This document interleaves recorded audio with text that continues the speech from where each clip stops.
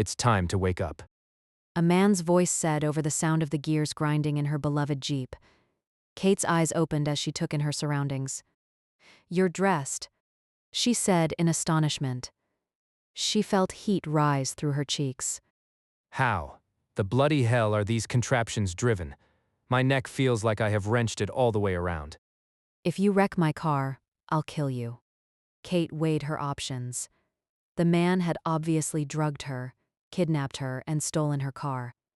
The latter infuriated her the most. She knew that by all rights she should get as far away from this man as possible. It was her curiosity that did her in. It was always her curiosity. It's just a car. One might question the sanity of being concerned with a mode of transportation when one's own situation is rather precarious. The man had the audacity to wink at her. The wink sent her over the edge. He would learn not to assume he had control of the situation he placed himself in. "Stop," Kate commanded while asking for power from the goddess Noxia, whom she worshipped. The goddess answered her with resounding effect. It was as if the entire world had stopped spinning. The car immediately died. The very wind calmed. There was not a bird in the sky. "It is not wise to threaten what you do not know," Kate said to the man who now gaped at her. "Get out of my car." It is also not wise to show your hand before you know the wager. The man's voice was low. Kate felt a tremor of fear run up the length of her spine. She'd never had a man continue to face her after a show of her abilities. The rest had run as far and as fast as they could to escape. The small hairs on her arm rose, and a chill ran from the base of her spine through her neck. Not one to ignore internal warnings, she unbuckled her seatbelt and bolted from the car as fast as her legs would carry her. She went about 15 feet away when she heard him command. Halt. Her whole body froze, despite efforts to move forward. To see if she could move back, she took a step behind her and discovered she could move toward him, but not away. In her 32 years on the goddess's green earth, Kate had never found herself in a position of not being in control. "So it is a battle you want?" she asked. As she spoke, she began drawing the surrounding energies, calling upon Noxia for help. No. The sincerity of his word caused her to turn and face him. "Why am I here? You could have taken the car and been on your way." That would have been stealing. "Kidnapping is a better idea?" She didn't even attempt to keep the sarcasm from her voice. I prefer to think of it as implied consent. You'll come to no harm from me. I require your help. Consider it repayment for having an ancestor who caused me to lose 500 years of my life. Kate realized she would have helped him anyway. A walking, breathing, speaking relic was an archaeologist's dreams come true. She walked back to the car.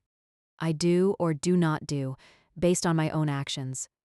I will neither pay for a crime committed by another, nor feel compelled to right something when I did no wrong," she said. Her own curiosity was going to be her undoing.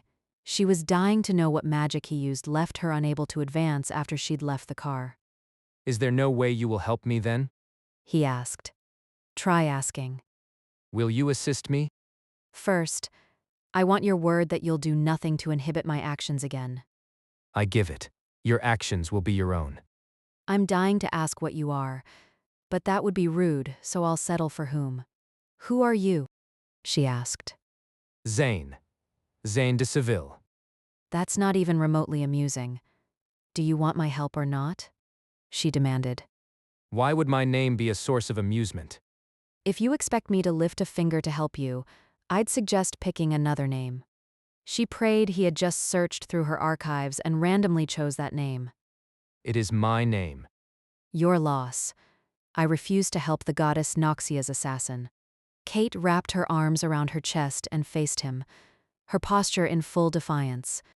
How is it you know my name after all this time? The idiot appeared not to notice the hatred she directed at him. "It's my job to understand the past." It figured of all the things she would bring back from centuries lost, it would be the one man who lived to destroy the lives of people who stood against the gods, I killed only those who betrayed the goddess. along with their husbands and their children, No, I would not harm an innocent. he said.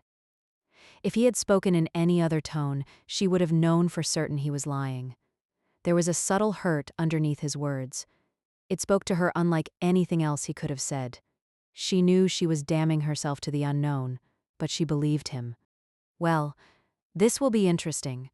A road trip with the woman who studies the history of the goddesses and the werewolf who kills for them, Kate quipped, leaning against the hood of the car.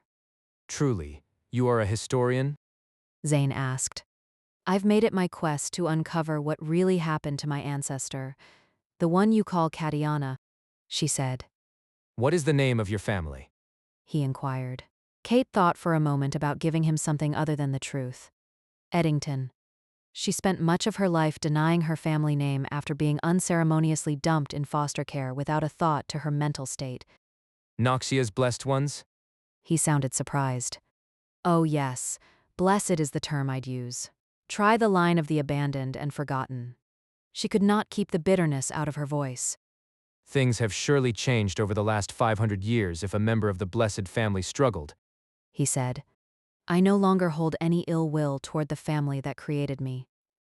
I'm sure they had their reasons for doing what they did, but don't expect me to be a member of their fan club member. Kate halted the flood of memories before they could overwhelm her. She avoided thinking about what she had lost. It is an honor to meet you, Kate, of the Eddington line. Why were you at your place of work in the wee hours of the morning and not at home with your husband? He asked. She appreciated the change of topic. I tried marriage once. I believe the next time I think about it, I'll have myself committed. Well, marriage is a commitment. He said. No, by committed I mean locked up in a nut ward, psychiatric hospital, home for the crazies, insane asylum. Kate felt the first smile since she'd awakened tug at her lips. This is preferable to marriage? Zane asked. That or a bullet to the head. So, are you really a werewolf, or was that just myth? She inquired, changing the subject yet again. Tell me of the myth, and I'll tell you if it's true. Zane said with a smile. It galled her that his smile made her insides flutter. Well, we better resume our road trip while I tell you of your multiple misdeeds. She laughed to let him know she was teasing. Zane looked up at her from the driver's seat. You'll help me still? Even though you know what I am? The look on his face made Kate want to kiss him. The thought took her by surprise. It was one thing to be curious about the man, but the thought of kissing should have had her blood running cold. How did you learn to drive? She asked. He looked at her for a moment as if wanting to say something, but then paused before answering her question. One might say it was a gift from the goddess. He replied. I've learned to be careful with gifts from the goddess. They often come at a high price, she said. I know that lesson as well. I don't believe I've mastered the task. Would you prefer to drive? I'd rather you not kill me for breaking your Jeep. He said as he opened the car door and got out, leaving the keys in the ignition. I'll drive. It's not every day I get to drive around with a man like you. She flashed him a grin. He looked perplexed by her words, which only made her want to smile again. He intrigued her on levels she did not understand. She had many questions that she wanted to ask him. When she wanted to know more about the activities of her ex-husband, she had discovered that not only was he a cheating, lying bastard, but he was also a fraud. After that, Kate gave in to her curiosity instead of holding it at bay. Then there was the legend of her ancestral great-great-great-grandmother's quest to kill the goddess Eternal Warrior, the same man who wound up naked on her examining table. You have fallen silent. He remarked. I was thinking. About. Why bring you back now? I mean, other than I imagine, it's nice to return to the living. I'm the only one left, and I have no intention of siding against the goddess, Kate said. Who am I to question her plan? I spent half a millennium buried under a druid circle because I dared to allow a fallen woman a second chance. It was as if the last puzzle piece fell into place. Katiana? She asked. She repaid me by turning the townsmen against me. In the frenzy of fear and ignorance, my death was neither quick nor painless. His voice held an edge that sent shivers down her spine. Perhaps she had a valid reason for doing what she did. Kate tried to sound casual because she knew it was a touchy subject. There is no excuse for what she did. He said. Yet here you are now, among the land of the living. I'd say that's reason enough. Kate sat in the driver's seat. She stared at him, waiting for him to join her in the car. You're wrong. He said. It wouldn't be the first time, she replied. Where to? The county of Westchester, in the state of New York. He said. City? She asked. Chappaqua. Pleasant area. It's going to be a long drive. Rest a while. I guarantee my driving will give you a heart attack. She glanced at him out of the corner of her eye. He was staring at her again. As long as I arrive in one piece and above ground, I will not complain. He said. Oh, darling, that is a given. She chuckled. Kate turned on her GPS navigational system and entered their destination. She sent a silent word of thanks to her ex-husband, who bought the GPS after she caught him with his 19-year-old grad student's legs around his neck and his face buried in the space between them. He'd never been very good with gifts. So, werewolf? Myth or fact? She glanced at him again. I prefer shapeshifter. Then fact? Yes. It is my turn. Your turn? She asked. A question for a question. He said. Okay, your turn, Kate said with a smile. Why do you work with bones? To find you. Kate pretended to be engrossed with her driving, so she didn't have to look at him. A moment ago, my name caused you nothing but disgust. Why would you seek to find me? Well, I didn't know that I was looking for Zane de Seville.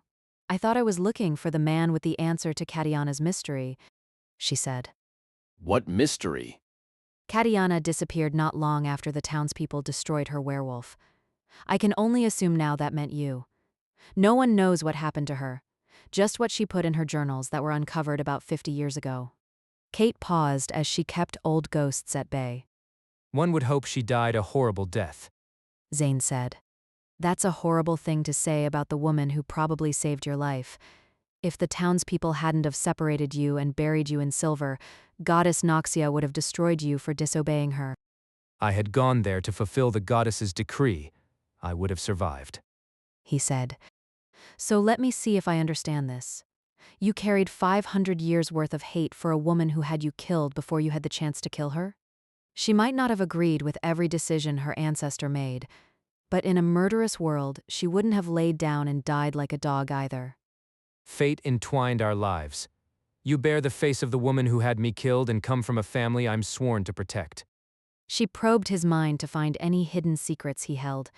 According to the history I found, Zane de Seville, the assassin of the goddess Noxia, was to kill Katiana Eddington, not protect her.